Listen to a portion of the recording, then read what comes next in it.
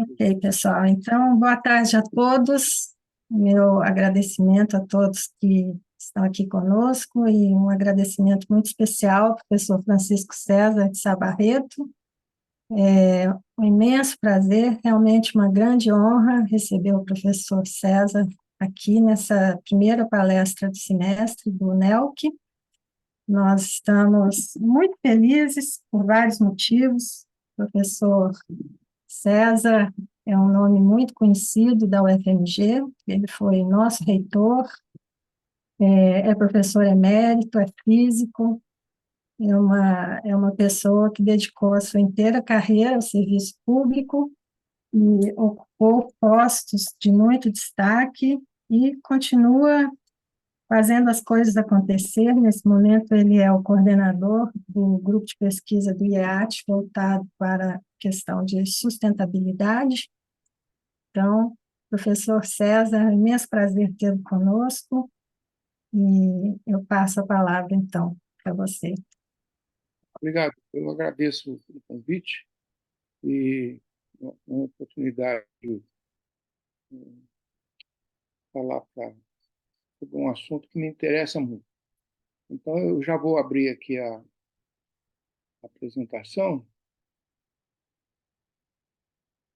Tá, aí eu tenho que vir aqui embaixo, compartilhar, certo? Ok. Então, ela está aí, né?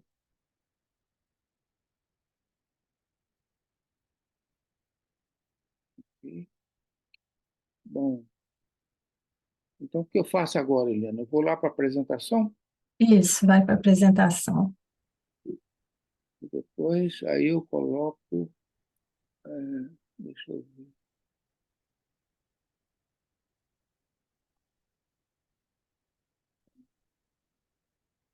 Vou baixar esse negócio do ativar música, porque eu estou precisando abrir exatamente a apresentação Ela e já, ela já está aparecendo para nós, então agora é só aparecendo você. sem ser aberta separadamente, né? Porque eu estou com aquela faixa de ativar, interromper, etc., Ah, e que está em cima do. Deixa eu tentar tirar aqui. Peraí. Bom, consegui. Então vamos lá. Apresentação dos slides. Reproduzido o início. Pronto, está aí. ótimo. Ok. Deixa eu reduzir aqui.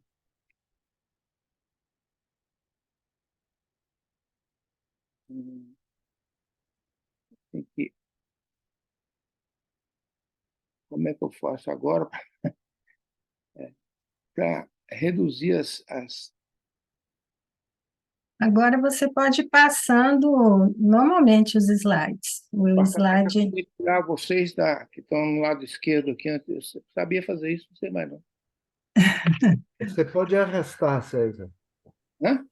Você pode arrastar. Você clica em Ah, cima, com o mouse você arrasta. pronto. Opa, não foi tudo, não. Mas tem um jeito de reduzir. Ocultar sua própria vista, não. Editar, escrever. Tem um menos aí em cima, não? Pois é, que eu estou procurando aqui. Deixa eu ver isso aqui.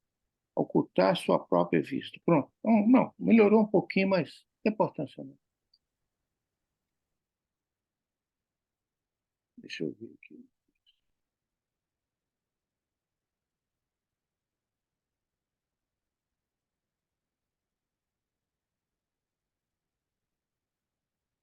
Hum, ocultar.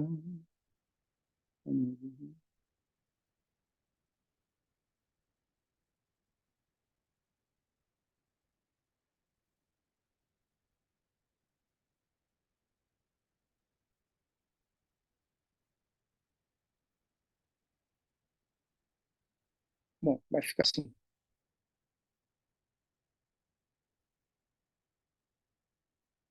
Então tá.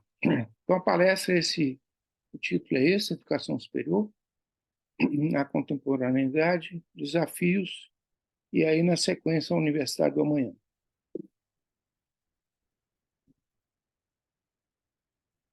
O que deu agora? Assim.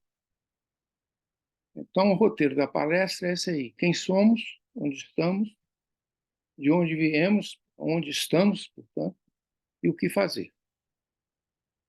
Alguns princípios que norteiam o nosso trabalho, colegas como eu, é que a única certeza é a incerteza. A incerteza, existe um princípio da física que diz que qualquer medida que você realize, ela está sempre carregada de incerteza. Não tem nada perfeito. Outra, by Funeral Theory Advances. Isso aí é uma maneira de dizer que as coisas vão mudando mesmo. E, finalmente, a do Guimarães Rosa, que as coisas mudam no devagar, depressa dos tempos. Eu acho uma frase muito interessante. Muito bem. Quem somos, onde estamos? Aí tem mais uma do Guimarães Rosa. Todo o caminho da gente é resvaloso, mas também cair não prejudica demais. A gente levanta, a gente sobe, a gente volta. É aquela maneira de fato, se cair, levanta e continua em frente. Então, primeiro é a origem e situação da Universidade Brasileira no contexto internacional. As primeiras universidades brasileiras são as seguintes. A Amazonas, em 1909, a Amazonas estava, de certa forma, na frente de várias coisas. Paraná, em 1912. A UFMG, em 1927, vai fazer daqui a 3 anos, 100 anos. A Universidade do Rio, 1920. A Universidade de São Paulo, 1934. E comparando, Bolonha é 1088, a primeira, né? E Harvard, 1636. Agora, informações sobre academias e agências. A Academia Brasileira de Ciência é de 1916. A Academia da França, de 1666. Muito antiga. National Academy of Science dos Estados Unidos, 1863.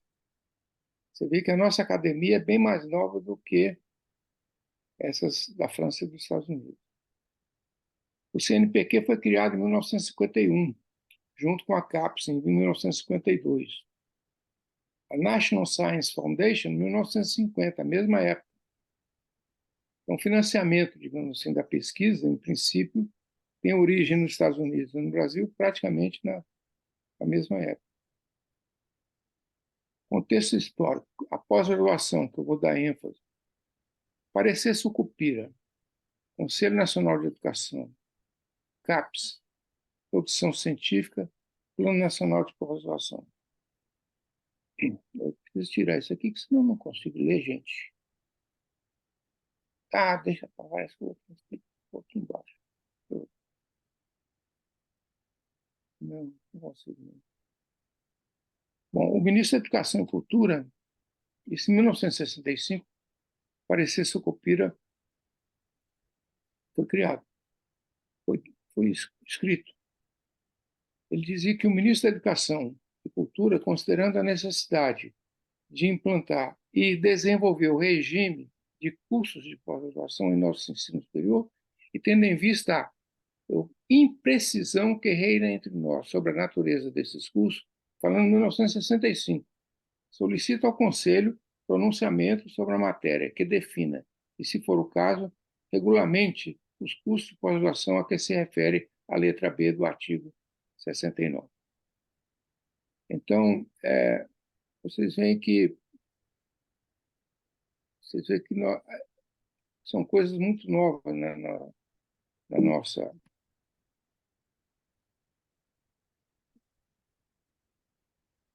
Então, em 2001, temos a resolução do Conselho, que estabelece normas para o funcionamento dele.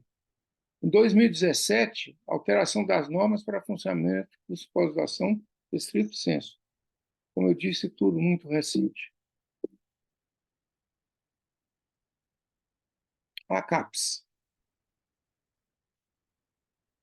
Eu preciso tirar essas coisas daqui, gente. Eu não sei como fazer, não, mas está me incomodando. Ô César, em cima você tem lá onde aparecem as fotos, as imagens das pessoas. Agora está embaixo. Então, se você clicar só em uma delas, no tracinho de um vai ficar só uma. Sim, mas não ficam todas... Ah, pronto, saiu. Tá. Pronto, isso. Ok. Agora deixa eu tirar aquela lá de cima que estava.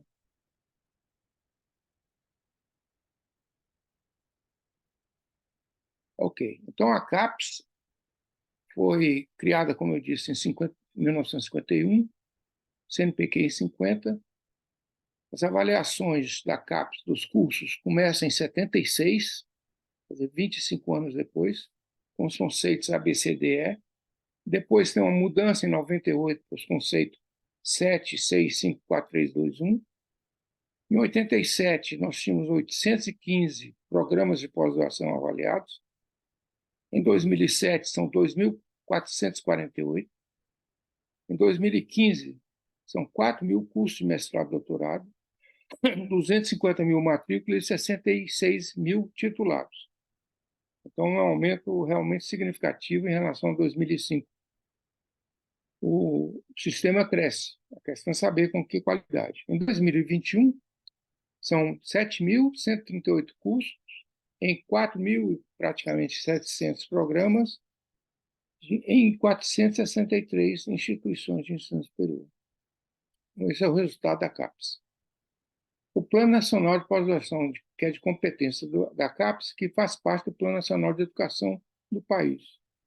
O primeiro foi referente ao período de 75 a 79, depois vem o segundo, referente a 82 a 85, o terceiro, de 86 a 89, aí o quarto não ocorreu, na verdade eu até participei da comissão, mas como não havia recurso, então o presidente da CAPES decidiu não lançar o programa, apesar de algumas indicações de procedimentos foram adotadas em seguida. Em 2005, 2010, vem o que eu chamo de quinto plano, na verdade eles passaram a ser denominados pelos anos. 2011, 2020, o sexto plano. Em 2021, 2030, nós temos, que eu saiba, tem uma portaria de 2022 que institui a Comissão Nacional para a elaboração do plano. Não existe, que eu saiba, nenhum resultado ainda.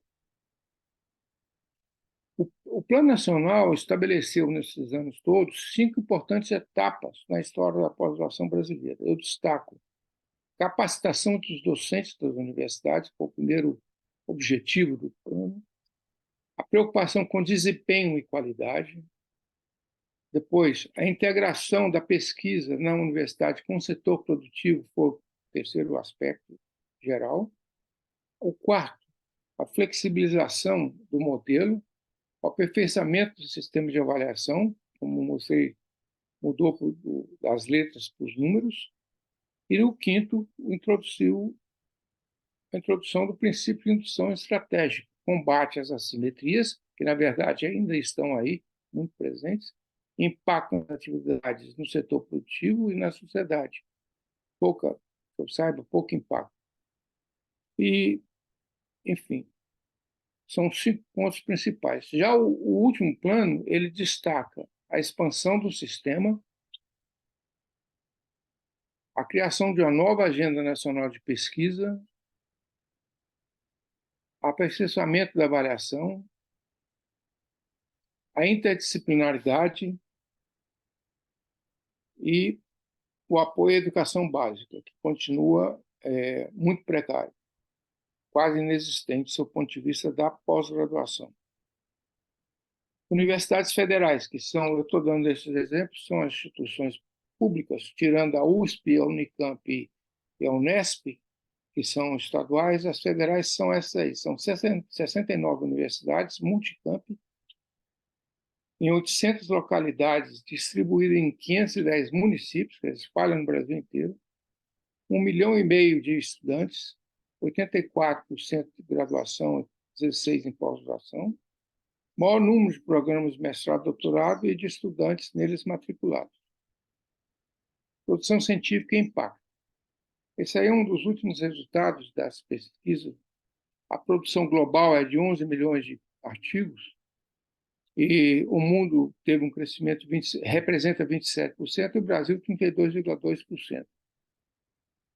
Aí estão as áreas que eu não vou discutir, em que são as principais áreas da produção: educação, biodiversidade, nanopartículas, pecuária, agricultura, saúde pública, física teórica, fisiologia, solos e inovação. Essa transparência aí, ela mostra a produção científica acadêmica das várias universidades. Começa em primeiro lugar, com a USP, depois a Unesp, a Unicamp, Federal do Rio, a Federal do Rio Grande do Sul, Federal de Minas, Federal de São Paulo, a Unifesp, e, enfim, aí o Paraná e assim por diante. Eu não vou ler os detalhes, mas nas diversas áreas do conhecimento, como vocês vão receber essas transparências, vocês podem depois olhar detalhadamente. Mas você vê que as 3 primeiras são universidades estaduais. Aí começam a aparecer as universidades federais. Em relação à produção de impacto, os índices de impacto da produção científica, começa com a Universidade Federal do ABC, seguida de São João del Rei, depois Juiz de Fora. Então, é interessante isso, porque a ABC é uma universidade muito nova, federal. São João del Rei, surpreendentemente, aparece aí, talvez porque tem uma produção de 1 ou 2 artigos importantes, uma cadeia de colaboradores, e ela está sempre com um índice de impacto muito alto, 1,54, com todas as pesquisas. Né? E, bom, aí as outras estão aí, a nossa UFMG está lá 1,03, o índice de impacto dela. Também depois, mais tarde, vocês podem olhar com detalhe esses gráficos. A produção científica nacional comparada com o resto do mundo. O primeiro está os Estados Unidos, está lá 2 milhões de artigos. Depois a China, Reino Unido, etc. E o Brasil aparece em 13º lugar com 280 mil artigos. Ela cresceu, a produção, 30% nesses últimos 6 anos, o dobro da média mundial. Aí tem a colaboração com a indústria. Embaixo está a participação das diferentes universidades, São Paulo, Rio, Unicamp, Federal de São Paulo, Rio Grande do Sul, Minas Gerais, e em cima a colaboração com a indústria, que cresce regularmente a partir dos anos 2000. Aí a intensidade de investimento, esse gráfico mostra, em diferentes cores, o investimento em cada um dos países. Está aí com 1% a 2%, está o Brasil, os Estados Unidos está lá acima de 2%, e assim por diante. A evolução dos recursos para o MCTI. Vocês notam que, ao contrário do que se esperava, desde 2012, por aí, o investimento pelo MCTI, ao MCTI, vai caindo. Então, isso vem caindo em diferentes governos ao longo desses anos. Produção científica brasileira, e o resumo é o seguinte: a produção caiu 7,4% em 2022, quando compara com o ano anterior. Foi a primeira queda desde 96, quando os dados começaram a ser tabulados.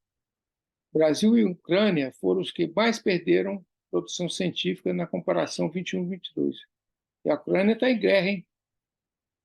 Brasil, a produção caiu de 80 mil para 74 mil. Resumo ainda. O Brasil conquistou, em 2006, a 15ª posição no ranking dos países com maior produção de artigos.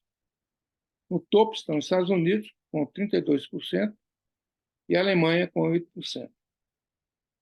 Pesquisadores brasileiros publicaram 16 mil artigos em revistas importantes do mundo, 4 vezes menos que os alemães, que publicaram 8%. Algumas comparações em CTI. Comparação com a Coreia do Sul. A produção científica brasileira é equivalente à da Coreia em até 2022. Em 2023 ficou menor, 20%. Para cada patente brasileira, a Coreia registra 42 novas patentes.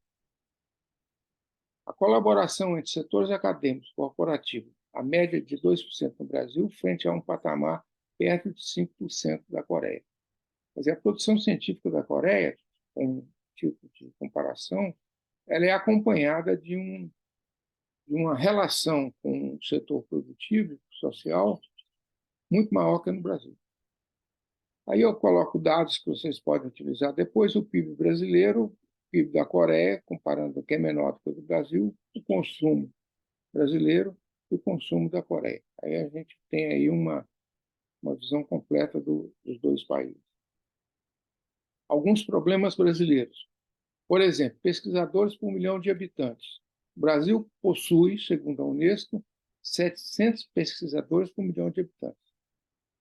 Já a China tem 1.100, a Rússia 3.100, a União Europeia 3.200, Estados Unidos 3.900, Coreia e Singapura 6.400 e Israel 8.300.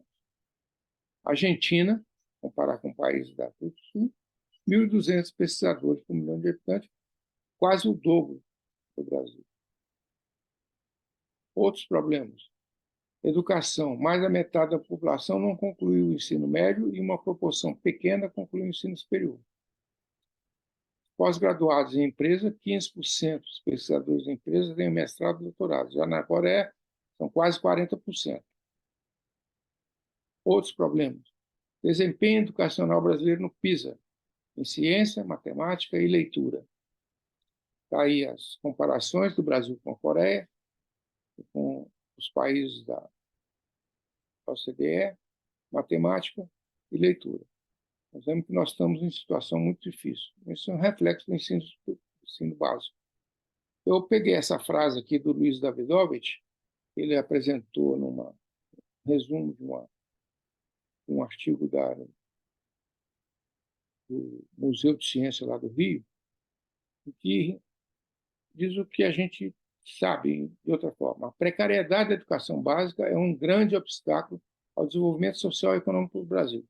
Soluções existem, mas é necessário implementá-las. Esse finalzinho, soluções existem, mas é necessário implementá-las. Há 25 anos atrás, eu fiz uma frase semelhante em relação à pesquisa e pós-graduação. Número de pesquisadores por região. A simetria foi reduzida, mas ainda existe. E é só em número de pesquisadores, não em tudo. Hoje, as regiões Sul e Sudeste possuem 63% de pesquisadores com doutorado e 59% do total de grupos de pesquisa registrados no CNPq. Em 2022, o número de doutores no país, 20% no São Paulo, 10% no Rio, 11% em Minas e 1,7% no Espírito Santo. Então, isso mostra realmente o Sudeste. Os centros de excelência apoiados pelo governo brasileiro, dia segunda-feira, com a palestra do presidente do CNPq, eu peguei 2 números que mostram que o Sul e o Sudeste têm 40 e tantos desses centros de excelência, e o Nordeste e Norte, 20. Mostra de novo as simetrias. E elas estão em todos os lugares, né? De onde viemos para onde e onde estamos. Tem uma frase aí da Lewis Carroll, do Rainha de Copas, que diz que é preciso estar em completa evolução para continuar junto com os que estão com a gente. Algumas premissas. Reforma universitária já? É uma pergunta. Direito de cidadania. Isso é uma afirmação. Inclusão, acesso e permanência é uma afirmação. Conteúdos e programa é uma outra premissa, questão necessária para o nosso ensino superior. A universidade do passado é do presente? São instituições rígidas, burocráticas e cartoriais. Elas têm, ao longo desses últimos anos, evoluído no sentido de reduzir a burocracia, mas ainda continuam muito rígidas e cartoriais. São estruturadas em departamentos disciplinares, que vêm substituir o antigo catedrático. Foi uma evolução em relação ao catedrático, mas não é nada bom esse tipo de estruturação. É ordenada de cima para baixo. O reitor é quase um principado, ou reitora é quase um principado. Profissionalização precoce e anacrônica. Isso é uma situação normal. E o mundo hoje? Agora eu saio daí do que nós somos enquanto universidade e vou para como é que o mundo está. Uma afirmação é a explosão do conhecimento e da riqueza. O primeiro dado é o PIB per capita. Vocês notem que ele praticamente era baixíssimo do ano 600 ao ano 1600. Depois, em 1800, ele começa a crescer e cresce de uma maneira vertiginosa. Ou seja, isso é mais recurso. Né? Esse gráfico aí vocês precisam também depois olhar com cuidado. Começa com o ponto da vida lá atrás, começo da história, e vem evoluindo lentamente até chegar nos primatas, e aí tem uma evolução ao computador pessoal. Telefone e eletricidade e computador antes, Revolução Industrial pouco antes, mas elas estão todas em cima da mesma linha. Esse gráfico é interessante porque você pode comparar as diferentes etapas do conhecimento, da evolução do conhecimento pelo ser humano. Crescimento do conhecimento e riqueza. Então, eu mostro aí um dado interessante, que a explosão e crescimento do conhecimento, que causa esse crescimento de riqueza, pode ser ilustrado com o fato de que recentemente foram produzidos mais transistores a baixo preço do que grãos de arroz. Então, faça a comparação. São 10 elevado a 11. Então, o número 10 elevado a 11 é esse, cheio de zeros aí. Estrelas na galáxia. 10 elevado a 14 células no corpo humano. 10 elevado a 15 grãos de arroz produzidos anualmente. 10 elevado a 17 formigas no planeta. E 10 elevado a 19 transistores produzidos por ano ao custo de 1/100º do custo de cada grão de arroz produzido. Isso mostra a evolução da tecnologia. Os transistores estão aí em todos os lugares. Né? Interessante que agora, 2 ou 3 dias atrás, o Prêmio Nobel de Física de 2023 foi dado ao mundo dos elétrons. As mudanças ocorrem em alguns décimos, o que é chamado de ato segundo. Isso é impressionante, a capacidade que esse grupo, na verdade, 3 pessoas, independentemente, criaram para observar os elétrons. Então, está aí, um ato segundo é tão curto que há tantos atos segundos em 1 segundo quanto segundos desde o início do universo. Um ato segundo é 10 elevado a menos 18 de 1 segundo. Um ato segundo é 1 bilionésimo de 1 bilionésimo de 1 segundo.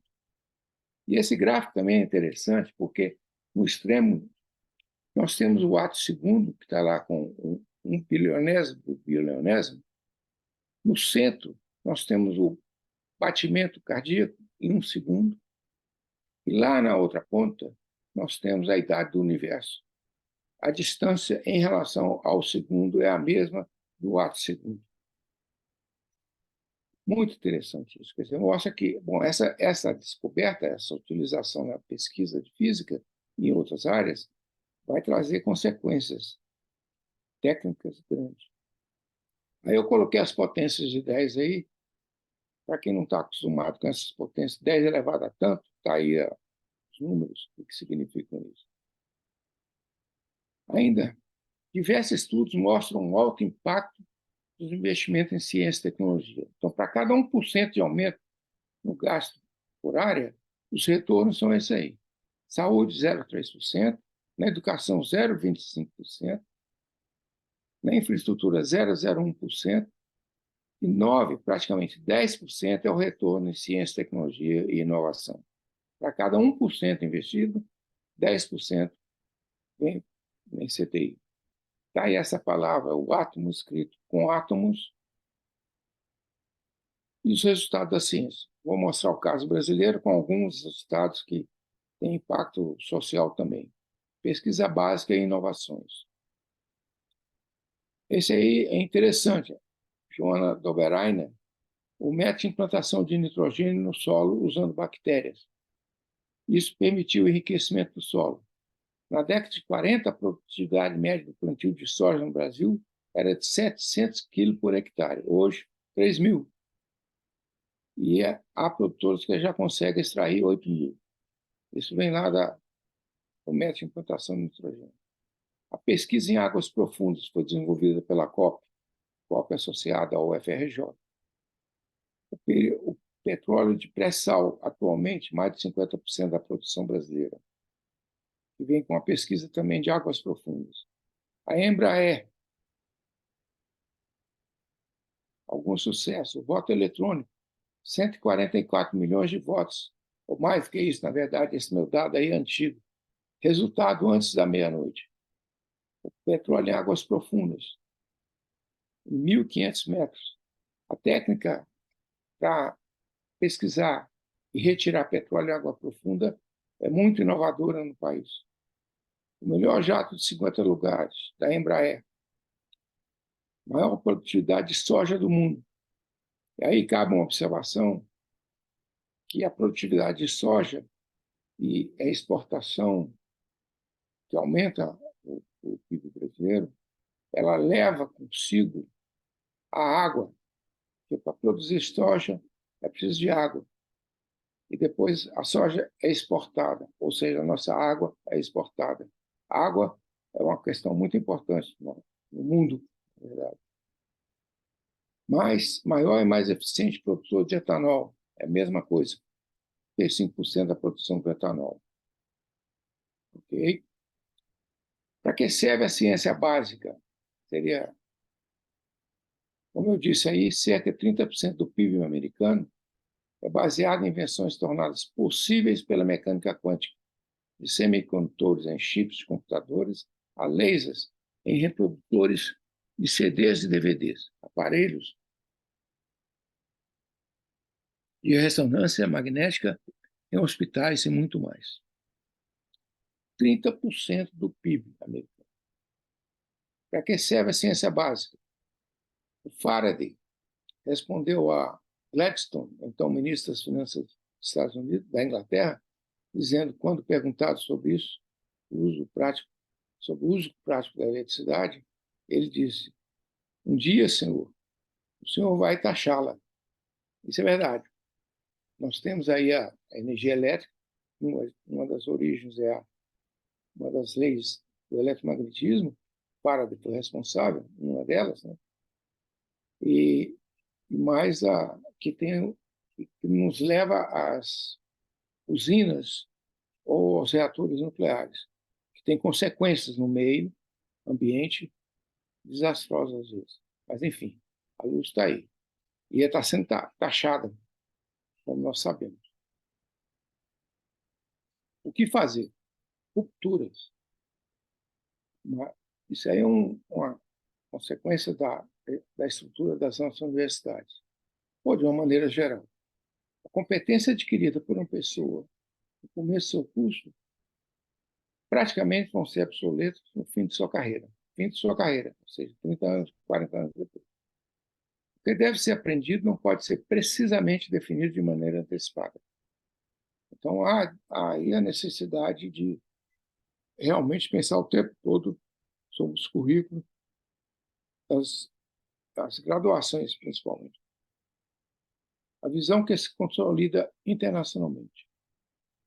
Os cursos de nível superior devem ser compostos de ciclos relativamente curtos, da forma que você vai completando os ciclos, e não do jeito que nós temos, que os nossos ciclos são semestrais, né?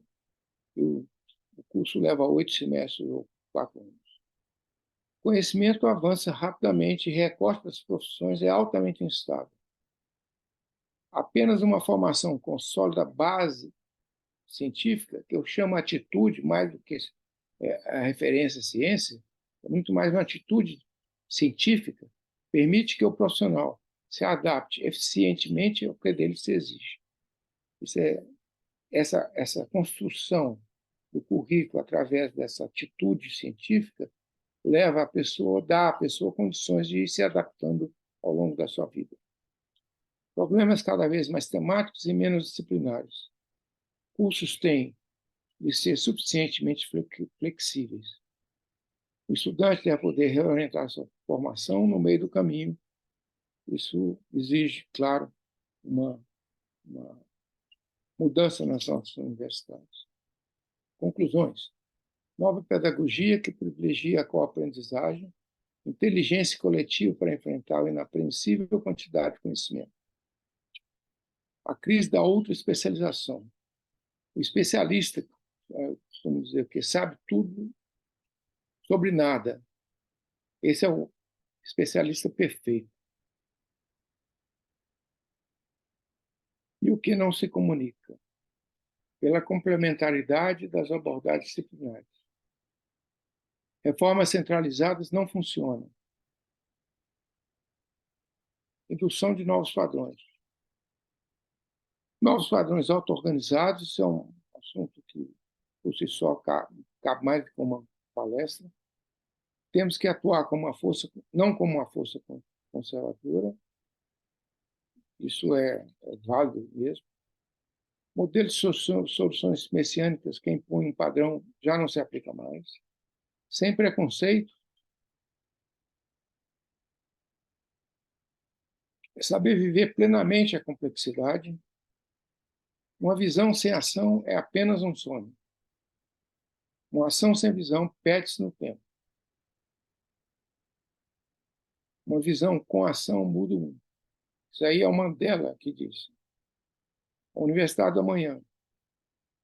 Essa citação é tudo na sua medida excelente, é um provérbio grego. Pan, metron, ariston. Ariston é excelência, metron é medida, pan, tudo. É muito interessante porque as medidas têm que ser tomadas de acordo com o ambiente que elas são feitas. Você pode ter um curso de graduação excelente e não ser necessariamente parte de um conjunto maior. Eu coloquei o nome do Alfredo aí porque com ele que eu dividi as opiniões sobre a Universidade do Amanhã, que seriam do presente. Autonomia plena. Nós não temos autonomia plena. Nem didática, nem orçamentária, etc. Nem administrativa. Estruturada em centros multidisciplinares. Seriam flexíveis, você tem percurso ao invés de curso, multi, inter e transdisciplinaridade é a chamada para ordenada de baixo para cima, o reitor é só um dos autores, muitos agentes indutores de mudança e padrões auto-organizados. Quer dizer, isso aí surge com a participação de todos. Privilegia a formação básica. Flexibilidade. Sintetiza o avançado e o progressista. Exige um ambiente de diversidade. Aumenta os graus de liberdade e as opções de escolhas. A flexibilidade é importante. Permite a mobilidade. Cuida da qualidade. É contemporâneo. Exerce avaliação. Alguma universidade já conseguiu andar nessa direção? Eu digo que não. O que um governo pode fazer? Criar condições para que o sistema educacional brasileiro atinja, como um todo, o mais rápido possível, uma condição de criticalidade. Aí já são conceitos de física, com vista a ter as características mencionadas nessa apresentação. Quer dizer, levar o sistema universitário brasileiro a um ponto de criticalidade, de tal forma que as mudanças venham logo em seguida. É isso que é necessário, mas o governo não faz isso, nenhum deles fez até agora. Diagnóstico e problemas. Diretrizes genéricas. A natureza termodinâmica do sistema universitário, exaustão, ciência básica e tecnológica, ecologia acadêmica e intelectual, a diversidade, transdisciplinaridade, redes de computadores, ética, uma nova ordem. Nós estamos precisando cada vez mais dessa nova ordem, porque estamos diante de agressões à ética, né? As relações, da necessidade ao direito, à inclusão, docentes universitários, inovações pedagógicas. São metodologias necessárias. Soluções. Não se deve confundir a lua com o dedo que a aponta. Esse é um provérbio zen. É interessante porque quando você pergunta o que é aquilo ali, você aponta com o dedo, e aí fala, é a lua. Aí pode confundir, né? Diretrizes específicas para instituições públicas do ensino superior. Aí nós temos algumas. De um lado, excelência e autonomia, conceitos a serem contextualizados. Universalista ou especialista, nós precisamos do especialista que se universaliza. Flexibilização curricular. A responsabilidade governamental, que é o financiamento. Avaliação, antídoto para a mediocridade. Projeto que privilegia a diversidade e a explosão do conhecimento. Rompendo as dicotomias, a transdisciplinaridade. De um lado é o individualismo versus o desejável individualidade, o vermelho. Planejamento, metodologia ao invés de ideologia. Complexidade ao invés de corporativismo. Globalização ao invés de regionalização. Escolha livre ao invés de imposição. Excelência ao invés de relevância. Interesse público ao invés de privado. E apoio a grupos emergentes, ao invés de apenas manutenção de grupos de excelência. Transdisciplinaridade, a dicotomia. Elas se manifestam também embasando conflitos entre a postura autoafirmativa, que vai aparecer à esquerda, e a integrativa, que vai aparecer à direita. Na forma de pensar, intuitivo, sintético, universalista, não linear, é o desejado. Dinâmico, nos valores, conservação, cooperação, qualidade, parceria, ao invés de dominação. Daí o nosso Piaget, aí a frase que ele fez em relação à transdisciplinaridade e à tradução. Enfim, na era das relações interdisciplinaridades, pode-se prever o surgimento de uma era superior que seria transdisciplinar, que não se contentaria em esperar interações ou reciprocidade entre pesquisas especializadas, que é a disciplinaridade, né? Mas situaria essas ligações no seio de um sistema total, sem fronteiras estáveis entre as disciplinas. Eu coloco aí o IEAT da UFMG, que é um instituto dedicado às atividades transdisciplinares da universidade. Sociedade da propriedade versus a sociedade do conhecimento, que é o desejado. Então, nós temos a explicitação. A sociedade da propriedade se identifica plenamente com valores como a expansão, a competição, a quantidade e a dominação. A emergente sociedade do conhecimento se identifica melhor com a conservação, a cooperação, a qualidade e parceria. Isso diante dos impactos no meio ambiente, fica muito claro que a sociedade de propriedade ela vai atrás do lucro, né, independentemente do resultado ao meio ambiente. Ó, um passarinho aqui dentro de casa. Direito de cidadania. Educação, bem público e direito básico e universal do cidadão. Consequentemente, cabe ao Estado zelar, de forma prioritária, por esse bem, regulamentando-o, financiando e supervisionando. Tivemos problemas em relação ao ensino superior no mandato do presidente anterior e promoveu cortes, né? Nosso sistema é um sistema público, sistema misto. A questão do público e do privado e essas diferenças é outro assunto separadamente. Direito de cidadania. Cerca de 10% dos jovens em idade compatível têm acesso ao ensino superior, muito pouco. Mais de 2/3 das instituições de ensino superior são privadas. É muito. Mais de 3/4. E o pior é que as universidades privadas elas não têm as atividades completas, como a só graduação, principalmente em medicina, está aí uma disputa atual, mas não tem pesquisa em outras áreas, não tem laboratórios, e as bibliotecas são muito precárias, não tem atividade de extensão, a não ser as que visam livre. Mais de 3/4 das matrículas no ensino superior são instituições privadas. Desigualdade social. Eu vou dar um exemplo apenas, tem vários. O Brasil é um dos países mais desiguais do mundo. O trabalhador médio brasileiro gasta mais de 4 meses do seu salário para pagar seus impostos. Alguns pagam até 6 meses de salário, enquanto apenas 1.600 pessoas em todo o país são tão ricas que juntas guardaram 246 bilhões de reais em fundos exclusivos, que mal são tributados. É interessante que nos dois extremos, você tem o rico que não trabalha e não paga imposto, e o pobre que não tem emprego e não paga imposto. Direitos sociais.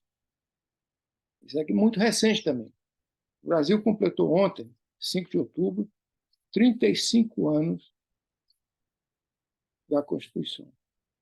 Mas ainda há desafios a serem enfrentados. Eu copiei essa frase, atribuída ou feita corretamente pelo professor Cristiano Paixão, que apareceu ontem no jornal, que resume bem o que a gente pensa sobre o assunto. Trata-se da universalização do texto constitucional, ou seja, a capacidade de inferir na sociedade de modo propositivo, com o objetivo de fazer valer seus principais objetivos, que são reconhecimento da dignidade da pessoa humana, dignidade, então. Construção de uma sociedade livre, democracia, então, justa e solidária, redução das desigualdades sociais e a promoção do bem de todos sem discriminação. Então, a Constituição apresentou essas diretrizes que até hoje não foram respeitadas pela nossa sociedade. Inclusão das minorias, balanço. Aqui é um poema do Carlos Drummond. A pobreza do eu, a opulência do mundo. A opulência do eu, a pobreza do mundo. A pobreza de tudo, a opulência de tudo. A incerteza de tudo, a certeza de nada. Esse é o nosso Drummond. Esperança. Esperança é a que tem plumas, e na alma vem pousar. E canta a canção sem palavras, e nunca para de cantar. Está dentro da gente o tempo todo. É o que a gente tem, esperança. Essa aí é a origem desse poema, de Emily Dickinson. Obrigado. Essa palestra, a maior parte dela está na revista da UFMG, Educação Superior Brasileira, na Contemporaneidade, Desafios da Universidade da Manhã. É no volume 28, número 1, as páginas estão aí. Então, mais uma vez, obrigado. Obrigada, César. Foi ótimo te ouvir. Acho que você nos apresentou dados que são por si só muito interessantes, né? Mas você também problematizou, e mostra um caminho. Então, eu agora abro, né, para as perguntas, e então, quem gostaria de fazer perguntas, por favor, pode se inscrever.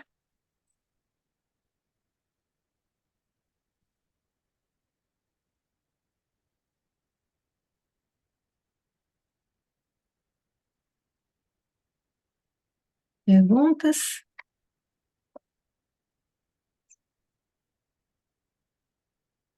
Eu queria fazer uma pergunta, Eliana. Tomás, o professor Francisco Barbosa levantou a mão primeiro, Ok. então eu Não, vou mas dar a pode palavra deixar a o ele. Tomás, Eliana. Não, não, não. Vamos esperar, então. Professor Francisco Barbosa, por favor. Não é necessariamente uma pergunta, eu só queria ouvir um pouco mais do César. Eu entendo que a universidade brasileira, como ele muito bem definiu, ela é tremendamente rígida e começa a sua rigidez com a visão quase que exclusivamente disciplinar, o que eu acho que é um entrave enorme para mudanças, para avanços. E, graças ao nosso IEAT, eu tenho tido a oportunidade de pensar sobre a transdisciplinaridade e, inclusive, eu ousei, ao fazer a aula magna de 2021, da graduação da UFMG, que o assunto foi basicamente sustentabilidade, mas eu disse que uma das urgências maiores é que a universidade invista na transdisciplinaridade. É claro, sem desconsiderar a importância de uma formação disciplinar, mas entendendo que ela precisa avançar na transdisciplinaridade. Eu queria que o César pudesse explorar um pouco mais esse ponto, porque eu considero crucial nessa mudança que a sua palestra mostra da necessidade. Obrigado. Bem, a transdisciplinaridade, apesar de não ter sido implantada na nossa universidade de forma como um procedimento normal, né, ela já é, como o próprio Alfredo tem estudado, ela já é uma etapa anterior às outras formas de lidar com o conhecimento que eu desconheço com o conteúdo. Eu acho que o problema você vê, quando a universidade passou do catedrático para o departamento, ela levou o poder que estava na mão daquela pessoa, ou daquelas pessoas que eram catedráticos da unidade, para a Câmara do Departamento, ou o colegiado de curso. E, a partir daí, ela cria, então, suas pró-reitorias, etc. Antes eram conselhos, depois viraram pró-reitorias, né, de graduação, de pós-graduação, de pesquisa. Você vê que aí já começou a quebrar graduação, pós-graduação, pesquisa, extensão, ao invés de ser de ter uma unidade, uma referência de unidade. Então, há necessidade, primeiro, para a transdisciplinaridade fazer algum sentido, ou ter, eu creio, ter alguma aplicação dentro da universidade na formação das pessoas, que vão lidar com problemas, não com disciplinas, ela precisa, primeiro, ser suplantada ou ultrapassada pela burocracia da universidade, pelo sistema rígido, né, de procedimento. Qualquer coisa que você venha fazer na universidade, você tem um caminho burocrático por trás que não deixa muito para a criatividade. Então, ter a sua vida disciplinar, eu sou professor da disciplina tal, do curso tal, no departamento tal, da unidade tal. Pronto, então, eu só fico cuidando daquilo ali, não quero saber do resto, não. Não vai acontecer com disciplinaridade dessa forma. Mas, enfim, Tomás, Oi, César, eu adorei realmente a sua fala. Tem muita coisa que eu gostaria de te perguntar, mas eu vou focar em uma só. Você, a um certo ponto, falou avaliação antídoto para a mediocridade. O que que você acha dos critérios de avaliação que são adotados na universidade no Brasil? na verdade, na universidade ela não tem isso. Que eu saiba, se tem, são muito ruins. Mas, em geral, ela não tem. Ela deixa a questão da avaliação para fora. CNPq que faça essa avaliação dos bolsistas para a bolsa de pesquisa. Eu acho interessante isso também, porque, de novo, o próprio CNPq, quando criou a bolsa de pesquisa, eu, inclusive, fiz parte do primeiro comitê de Física e Astronomia, não haviam nem critérios, nós fomos propondo os critérios de avaliação dos docentes, ele foi evoluindo ao longo dos anos, mas o CNPq, ao invés de ter um programa de...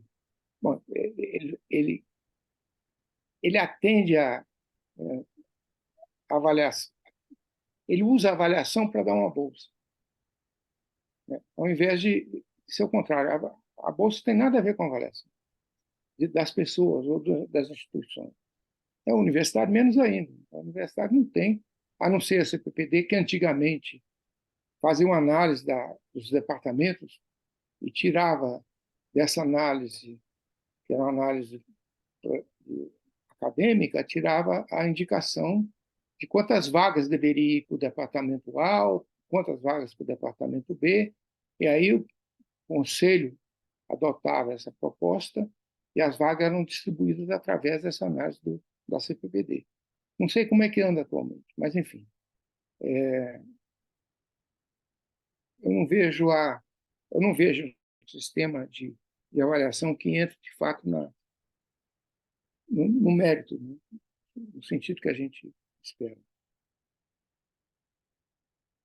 A CAPES mesmo, você vê, ela tinha um sistema de avaliação de curso, né? Ao invés de ser, avaliava os indivíduos e a produção dos teses através de uma nota ao curso, que começou com ABCD e depois passou de 7, 6, 5, por falta de critério mesmo. Quer dizer, ela precisava incluir mais 2 itens para poder.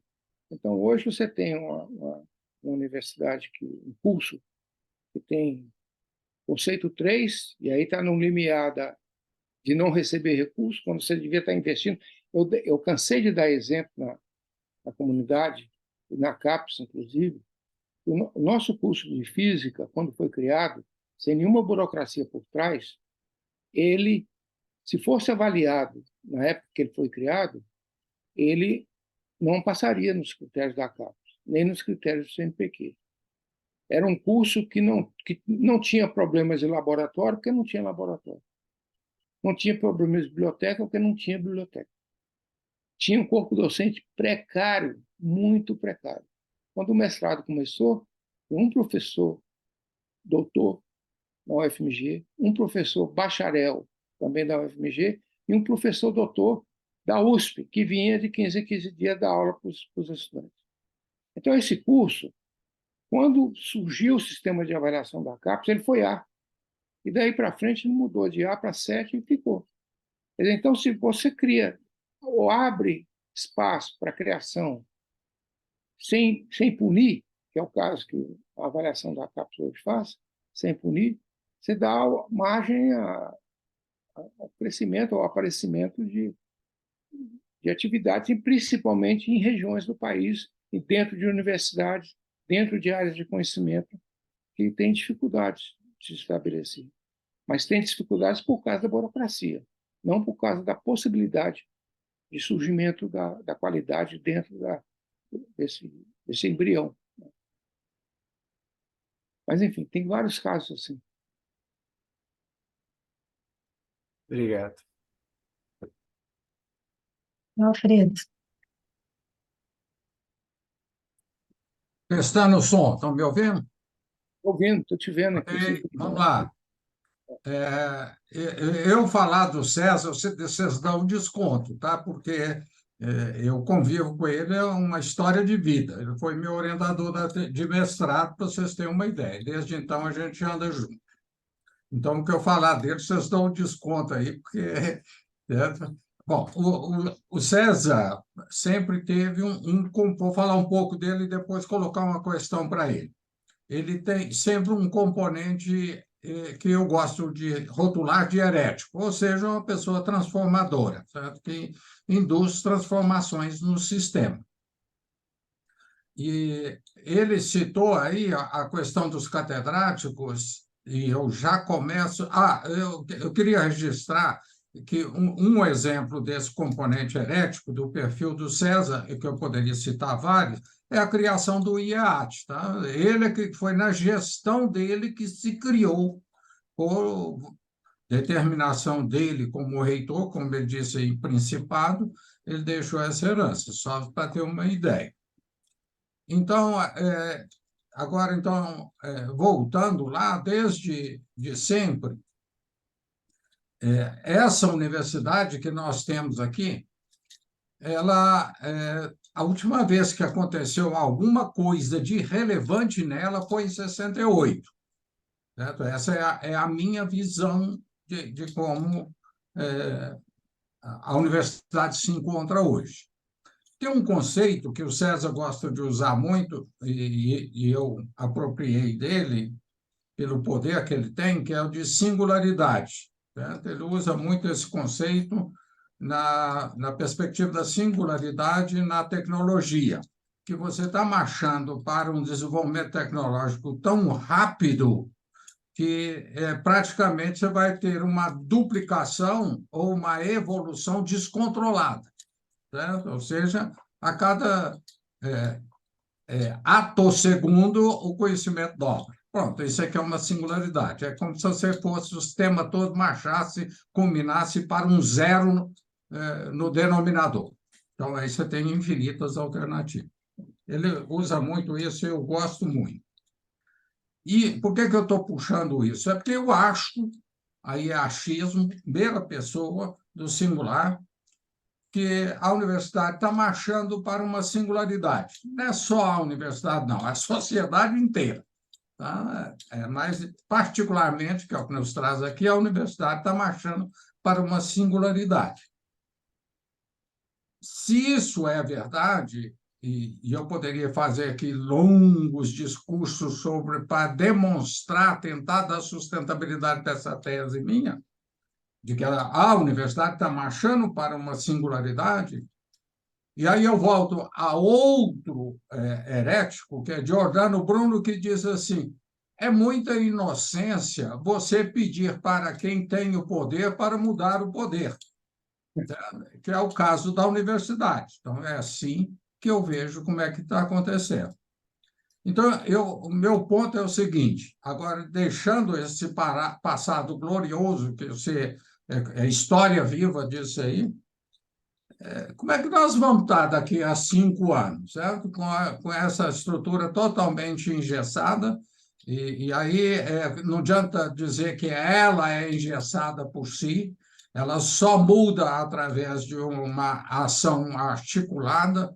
Eu, otimisticamente, gosto de acreditar que ela vai surgir a partir de um processo de dentro para fora, mas, por outro lado, a força conservadora, como você gosta de dizer, dentro da universidade, é incomensurável.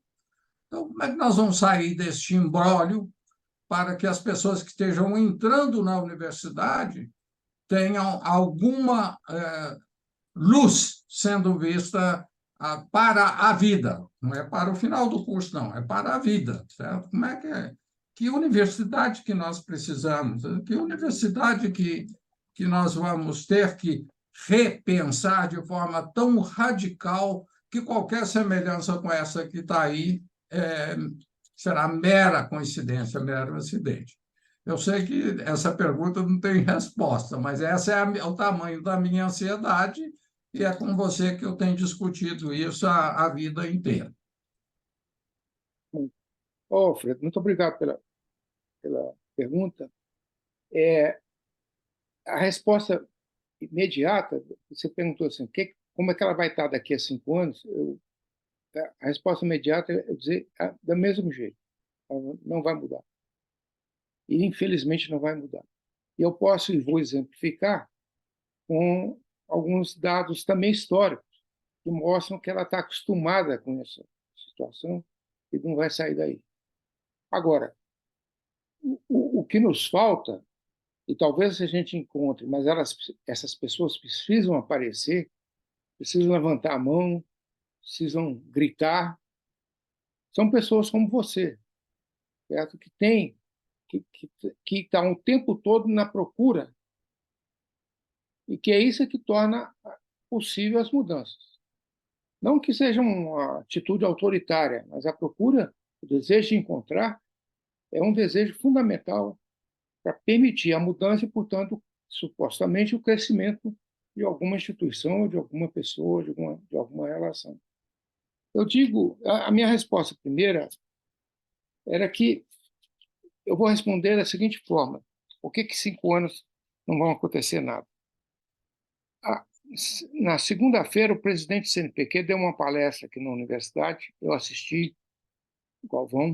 O Galvão é um amigo nosso, de longa data, e ele é um físico, inclusive trabalhou, o laboratório dele é um laboratório de fusão, mostra a visão que ele tem das coisas. Fusão seria uma das soluções energéticas importantes, né? Ao contrário da fissão, mas que não tem sucesso ainda, não apareceu ainda no mundo. E Galvão, como presidente do CNPq, ele apresentou os planos. Na verdade, com uma palestra muito boa, tecnicamente falando, mas ela não levanta a perspectiva de mudanças.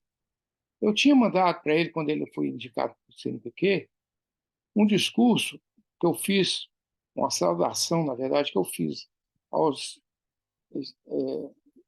às pessoas que estavam entrando na Academia Brasileira de Ciência há praticamente 25 anos atrás, no dia 28 de abril de 1999. E aí eu chamava a atenção desses jovens, esses novos acadêmicos, sobre uma série de questões relacionadas com a consolidação da ciência brasileira. E eu pedia que eles assumissem esse papel. Certo? Na saudação, eu faço menção às propostas que foram enunciadas por Fernando Henrique Cardoso, e já na conclusão, eu digo o seguinte: portanto, os problemas e necessidades, os programas e metas são parte do acervo de conhecimento do presidente Fernando Henrique Cardoso. Eu enunciei quais eram. Todos nós concordamos. E esperamos de toda a sua equipe. Basta executar. Aí eu passo, como professor e pesquisador, como representante de associações científicas e como dirigente acadêmico, aguardo as diretrizes, os procedimentos, as regras e o estabelecimento das condições para que eu possa cumprir minha parte. Eu acho que tem muita gente pensando assim. Mas não vem, essas diretrizes não vêm, essas regras não vêm, procedimentos não vêm. Então eu concluo dizendo: eu aguardo, estou vivo, tenho esperança. E aí eu recupero umas palavras de Rubem Alves sobre a esperança, que eu mostrei aqui de outra forma, que é o que nos resta. Rubem Alves diz o seguinte: hoje não há razões para otimismo. Até, na verdade, nós estamos com um pouco mais de chance. Hoje só é possível ter esperança. O otimismo se alimenta de grandes coisas. Sem elas, ele morre. A esperança se alimenta de pequenas coisas. Nas pequenas coisas, ela floresce. Basta-lhe um morango à beira do abismo. Hoje é tudo que temos ao nos aproximarmos do século XXI. Isso era antes de 99. morangos à beira do abismo. Alegria sem razões, a possibilidade da esperança.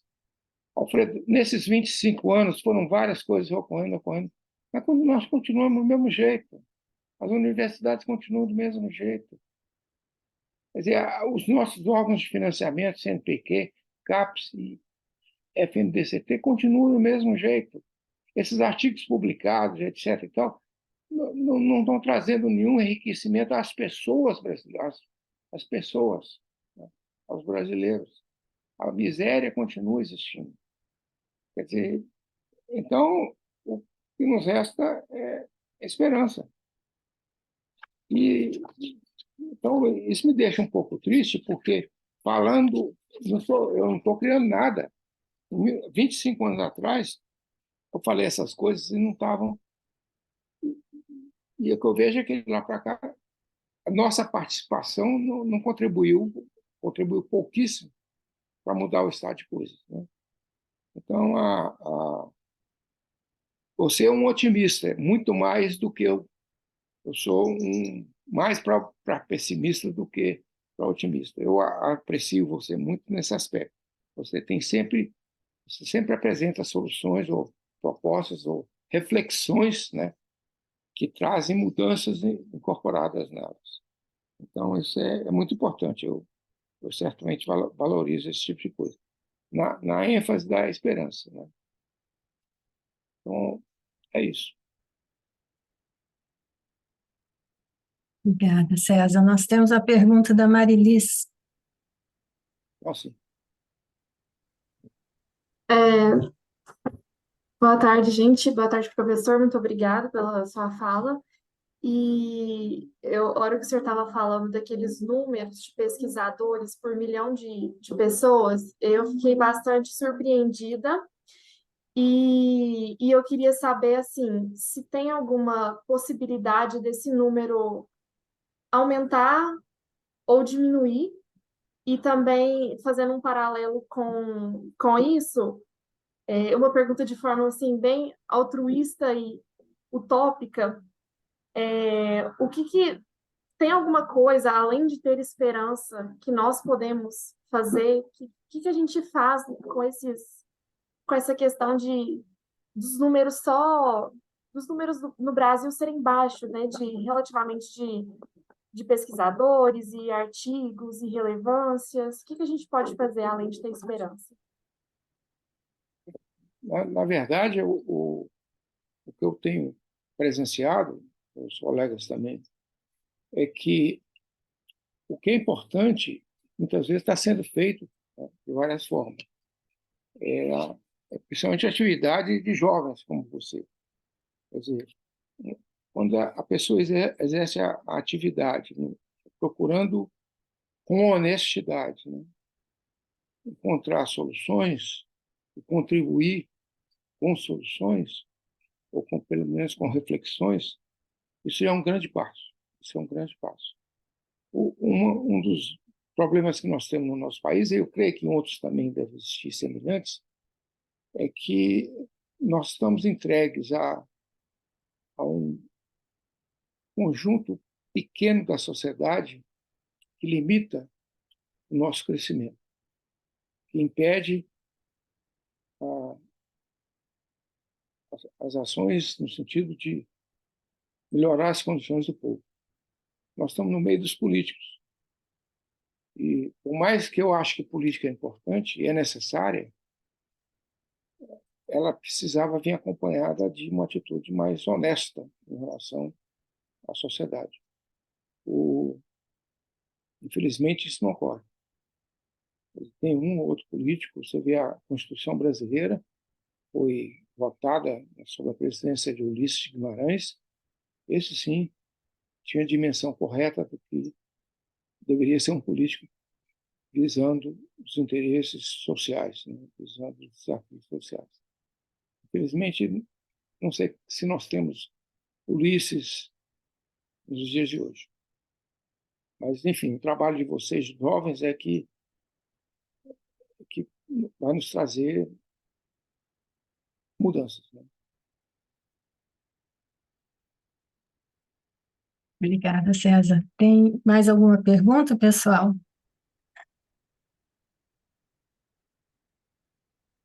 Saulo está fazendo uma pergunta aqui no chat. Eu vou ler a pergunta dele. Que mudanças no percurso graduação, mestrado, doutorado, pós-doutorado poderiam ser facilmente implementadas para incentivar a transdisciplinaridade e consolidação de disciplinas emergentes? Ok. É interessante porque ele mostra qual é o roteiro, o trajeto do Saulo. Ele mostra qual é o trajeto que inicia na graduação e vai ao pós-doutorado e o que precisa ser feito para que a transdisciplinaridade... Bom, aí nós temos sempre o par, né, presente, em geral, mais de um, talvez, mais de dois, que é um estudante, né, a pessoa em formação, e o orientador ou orientadora, ou orientadores ou orientadoras. Eu acho que, do ponto de vista do estudante, ele não tem nenhum impedimento de ter atividades que sejam transdisciplinares.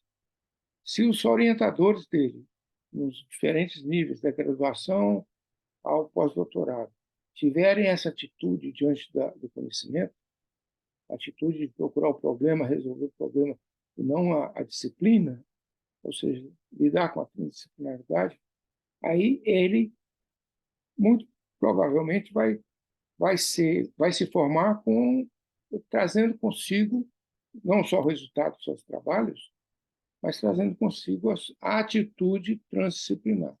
Ele não precisa ser ensinado dela. Ele aprendeu fazendo. Isso aqui... Então, de novo, a gente volta dentro da universidade. A universidade é setorizada em graduação, pós-graduação, doutorado. Desse jeito, ela não vai para frente. Tem que flexibilizar a formação, tem que flexibilizar o ensino e a própria pesquisa. Então, é isso, Saulo.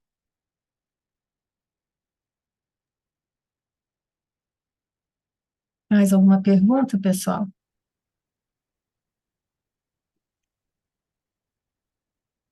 Bom, eu vou fazer uma pergunta, César.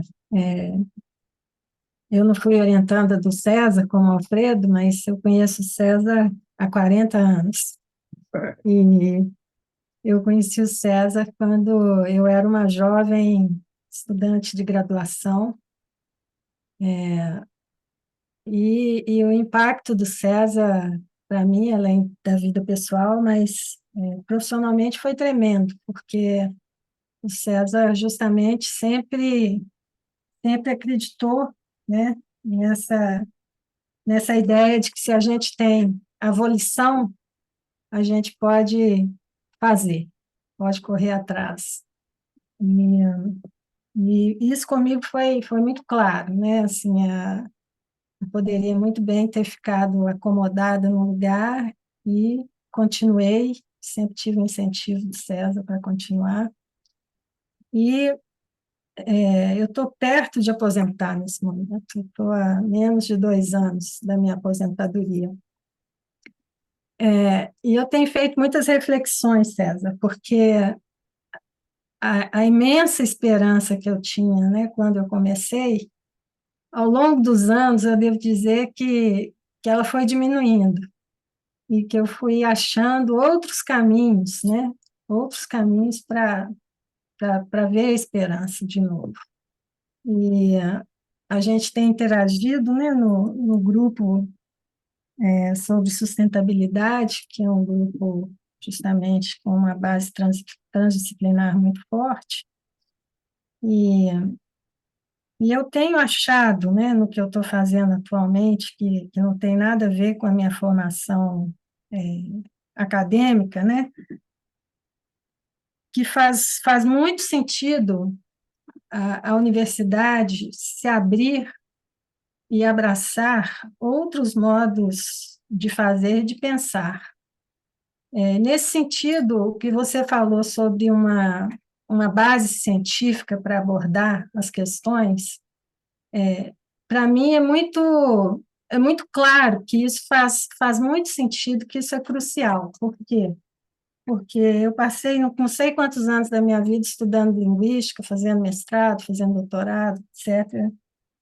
E o que eu estou fazendo agora, que tem a ver com mindfulness, é claro que eu tenho uma formação na área, mas a minha maneira de pensar e de abordar os problemas é que realmente tem feito a diferença no desenvolvimento do que eu tenho feito, né? Então, eu queria te perguntar se você tem sugestões, coisas, digamos, bem práticas, né? Nós temos aqui na sala colegas mais jovens que, que possam ser feitas, por exemplo, no nível da graduação, para ajudar a desenvolver esse espírito, né, de pesquisa, de pensamento científico nos nossos alunos. Eu tenho visto que os alunos, principalmente pós-pandemia, eles têm chegado na universidade com lacunas ainda maiores do que a gente estava acostumado a ver.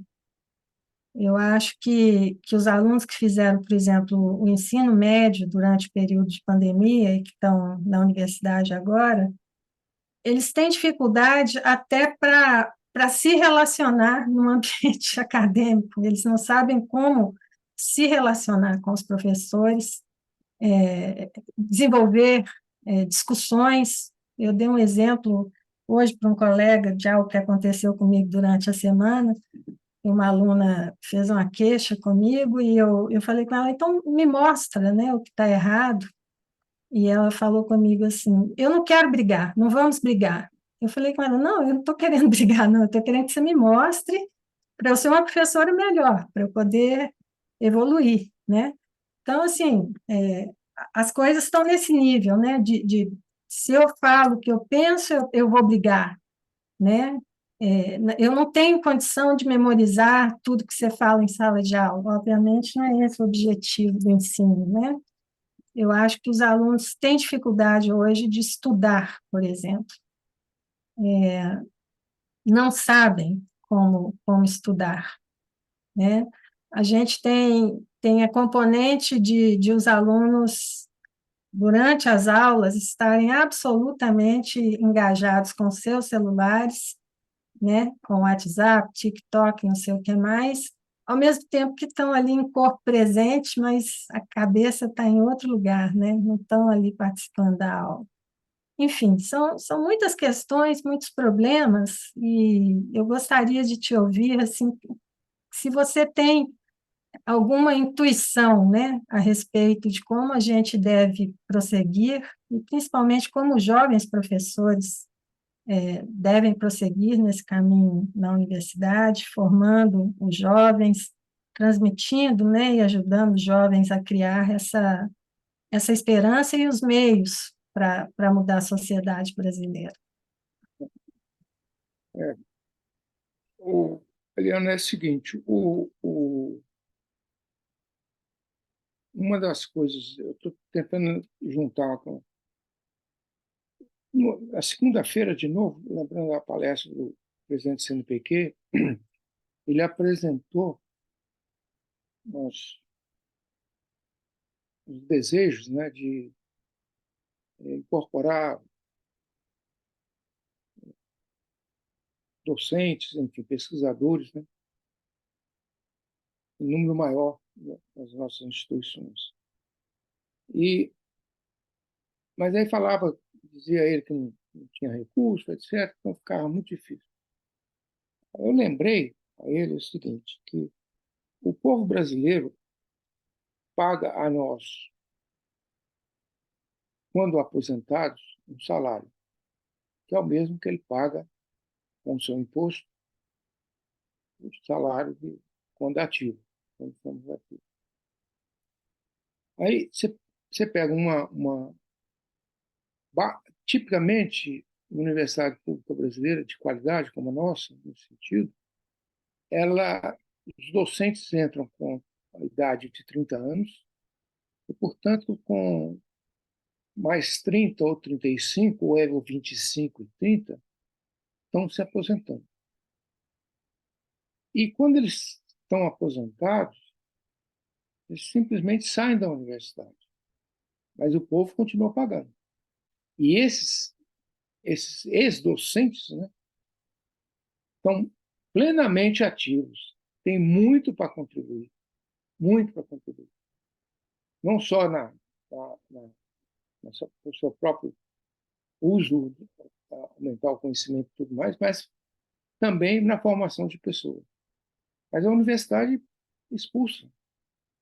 Mesmo que dê a ele título de emérito, ou a ela o título de emérito, não dá as condições para ele permanecer ou para ela permanecer naquele ambiente acadêmico. São poucos para fora. Isso não estou falando na expulsória, como diz o Alfredo, com 75 anos de idade, não. Estou falando antes. Então, a pessoa ou sai dali para fazer alguma outra coisa, mesmo que seja dando aula em alguma outra instituição, se isso acontecer, é bom, mas muitas vezes mudam de atividade. Na verdade, eu acho que nós podíamos. Estou dando um exemplo de um instrumento que pode ser utilizado pelas universidades, que é a participação de professores aposentados nas atividades acadêmicas da universidade. E como eles têm experiência, elas têm também experiência, e sem os compromissos formais de produtividade, essas pessoas vão ser muito úteis. E o que acontece hoje é que, quando você vem o CNPq com um sistema de bolsa de pesquisa, ou qualquer sistema de bolsa, atrás do sistema de bolsa está a produção científica, artigos publicados, papers. Isso faz com que o docente saia da universidade enquanto está nela e vá para o seu laboratório, para o seu escritório, para fazer o seu paper e publicar o seu paper. E isso dá acesso a uma bolsa de pesquisa. Quer dizer, ele se desvincula dos problemas da universidade quando o jovem perguntou o que fazer. Né? Os docentes estão ali para fazer coisas, para trazer ideias, fazer sugestões, fazer mudanças. Mas não.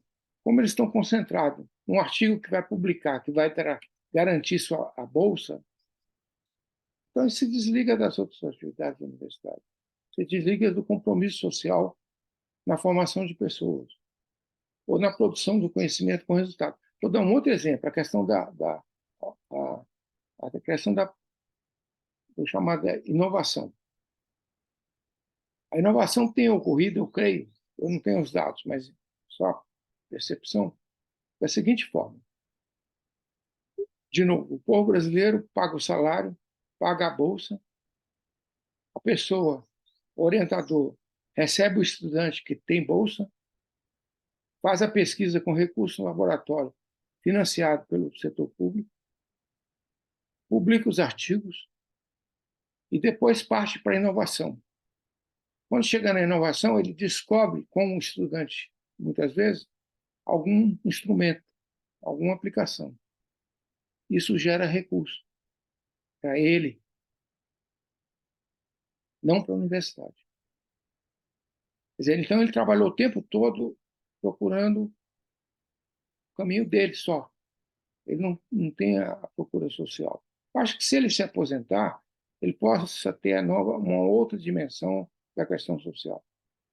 Mas, enfim, há formas de fazer isso. A própria universidade, essa proposta do aposentado, eu fiz a reitora, fiz ao presidente do CNPq, e aí ele disse, não, mas é muito difícil, porque não sei o quê. Quer dizer, é sempre difícil, não tem solução para isso. Claro que tem solução. É só pensar nas propostas. Né? Mas eu acho que você tem muito o que fazer, e inclusive nas suas atividades que já estão voltadas para o lado acadêmico, não necessariamente no qual você foi formada, mas com uma visão diferente, né, do que você era. Obrigada, César. Mais alguma pergunta, pessoal?